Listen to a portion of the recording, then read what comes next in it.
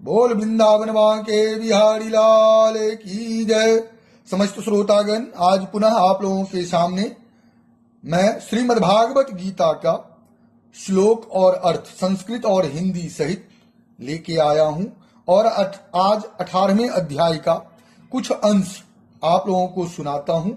तो आइए सभी लोग मिलके श्रीमद् भागवत गीता के 18वें अध्याय का श्रवण, कीर्तन और मनन करते हैं। सभी लोग प्रेम से बोलिए वृंदावन के बिहारी लाल की जय। श्रीमद् भागवत गीता। श्रेयान् स्वधर्मो विगुणः परम धर्मात् स्वनुष्ठितात् स्वभावनीयतं कर्म कुर्वाणाप्नोति किल्बिषम्।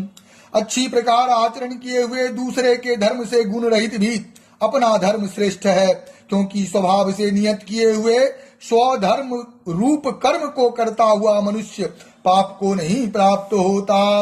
सहजं कर्म कौन्तेय सदोषोमपि न त्यजेत् स्वारंभा ही दोषेन धूमेनाग्निरिवावृतः। अतएव हे कुंती पुत्र, दोष युक्त होने पर भी सहज प्रकृति के अनुसार शास्त्र विधि से नियत किए हुए जो वर्णाश्रम के धर्म और सामान्य धर्म रूप स्वाभाविक कर्म है, उनको ही यहाँ स्वधर्म, सहज कर्म, स्वकर्म, नियत कर्म, भावज कर्म, स्वभाव नियत कर्म इत्यादि नामों से कहा है। इस कर्म को नहीं त्यागना चाहिए, क्योंकि धुएं से अग्नि की भांति सभी कर्म किसी न किसी दोष से युक्त है।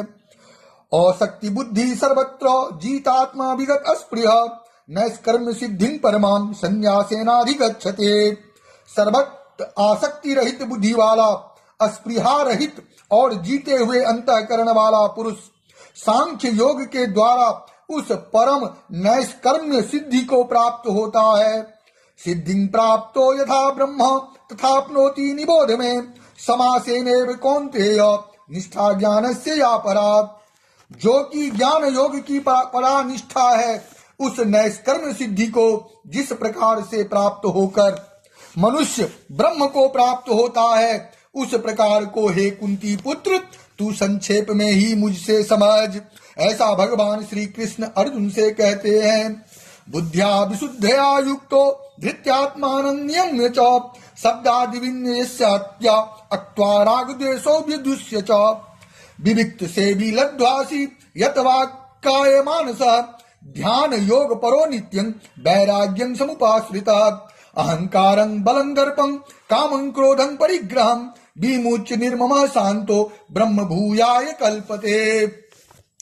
विशुद्ध बुद्धि से युक्त तथा हल्का, सात्विक और नियमित भोजन करने वाला, शब्दादि विषयों का त्याग करके एकांत और शुद्ध देश का सेवन करने वाला, सात्विक धारण शक्ति के द्वारा अंतःकरण और इंद्रियों का संयम करके मन, वाणी और शरीर को वश में कर लेने वाला, राग द्वेष को सर्वथा नष्ट करके भली भांति दृढ़ वैराग्य का आश्रय लेने वाला तथा अहंकार, बल, घमंड, काम, क्रोध और परिग्रह का त्याग करके निरंतर ध्यान योग के परायण रहने वाला, ममता रहित और शांति युक्त पुरुष सच्चिदानंद घन ब्रह्म में अभिन्न भाव से स्थित होने का पात्र होता है।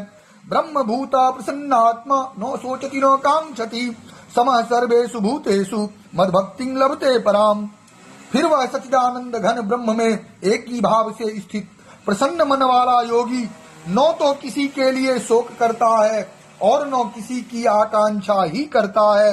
ऐसा समस्त प्राणियों में समभाव वाला योगी मेरी पराभक्ति को, जो तत्व ज्ञान की पराकाष्ठा है तथा जिसको प्राप्त होकर और कुछ जानना बाकी नहीं रहता, वही यहाँ पराभक्ति, ज्ञान की परानिष्ठा, परम नैष्कर्म्य सिद्धि और परम सिद्धि इत्यादि नामों से कही गई है, इसको प्राप्त हो जाता है।